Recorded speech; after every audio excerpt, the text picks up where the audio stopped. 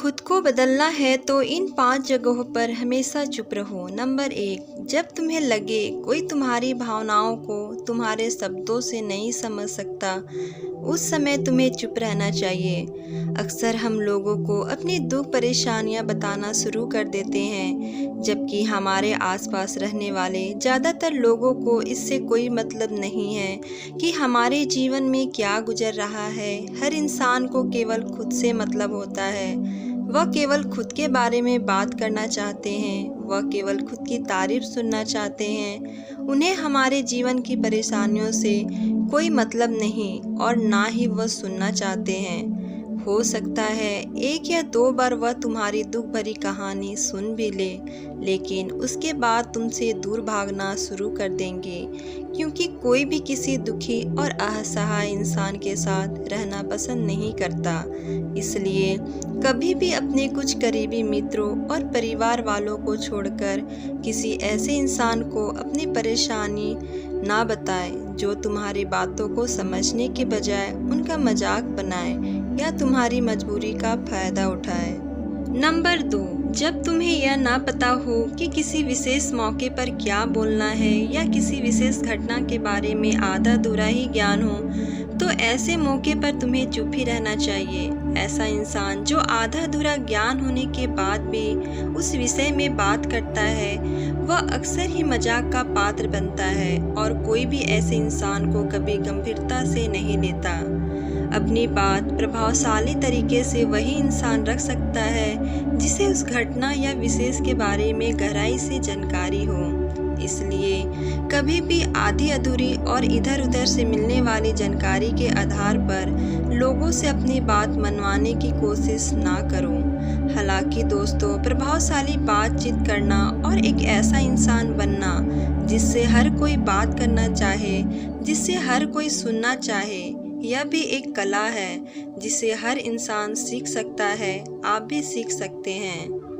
Number 3, गुरु ने कहा, जब कोई इंसान तुम्हारे सामने किसी तीसरे इंसान की बुराई कर रहा हो, तब ऐसी परिस्थिति में तुम्हें चुप रहना चाहिए। तुम्हें कभी भी ऐसी नकारात्मक बातचीत का हिस्सा नहीं बनना चाहिए, क्योंकि आज जो इंसान तुम्हारे सामने किसी तीसरे इंसान की बुराई कर रहा हो, वही कल किसी और के सामने तुम्हारा भी बुराई करेगा।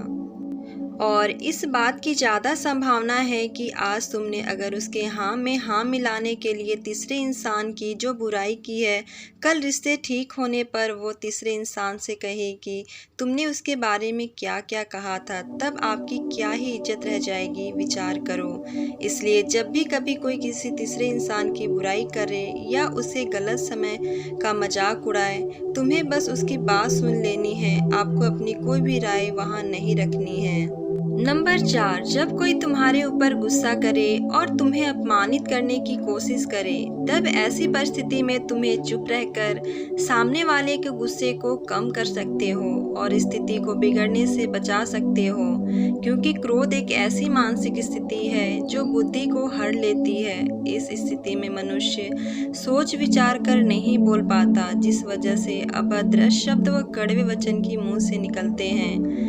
जब तुम सामने वाले के क्रोध का जवाब क्रोध से ना देकर उस समय चुप रह जाते हो, तब यह बात उस क्रोध करने वाले इंसान के दिल में लगती है और गुस्सा कम होने पर उसे अपनी गलती पर पछतावा होता है। लेकिन तुम्हारा हर परिस्थिति में चुप रहना भी ठीक नहीं है। अगर कोई गलत कर रहा हो तो तुम्हें उसका जवाब भी देना है। हर बार तुम्हारा मौन रहना सामने वाले की गलती, हरकत व उद्दंडाओं को बढ़ावा देने जैसा होगा। अगर तुम हर जगह चुप रहने लग गए तो इसका गलत फायदा उठाया जा सकता है। नंबर 5, जब कोई इंसान अपने जीवन की किसी दुख भरी घटना या परेशानियों से गुजर रहा हो, तो तुम्हें चुप रहकर सिर्फ उसकी बातों को सुनना है। लेकिन ज़्यादातर लोग ऐसे होते हैं कि किसी ने उनके सामने अपनी समस्या सुनाई नहीं कि उन्हें समाधान देना शुरू कर दिया, जबकि कोई इंसान अपना समझकर ही हमसे अपनी परेशानी साझा कर रहा होता है, ना कि वो आपसे किसी सुझाव को उम्मीद से बता रहा होता है। वह बस ये चाहता है कि हम उसकी पूरी बात ध्यान से सुन लें। जब हम किसी के परेशानी को ध्यान से पूरा सुन लेते हैं, तब उस इंसान को एक मानसिक व आत्मिक शांति मिलती है। उसे ऐसा लगता है कि चलो किसी ने तो मेरी बात को समझा। परेशानियों के समय किसी इंसान को सांत्वना देने का सबसे अच्छा तरीका है कि हम बस उस इंसान की पूरी बात को ध्यान से सुन लें। दोस्तों, उम्मीद करती हूँ वीडियो अच्छी लगी होगी। अगर अच्छी लगी हो तो कमेंट में ज़रूर बताएं और मेरे चैनल को सब्सक्राइब करना ना भूलें। वीडियो को देखने के लिए आप सभी का धन्यवाद।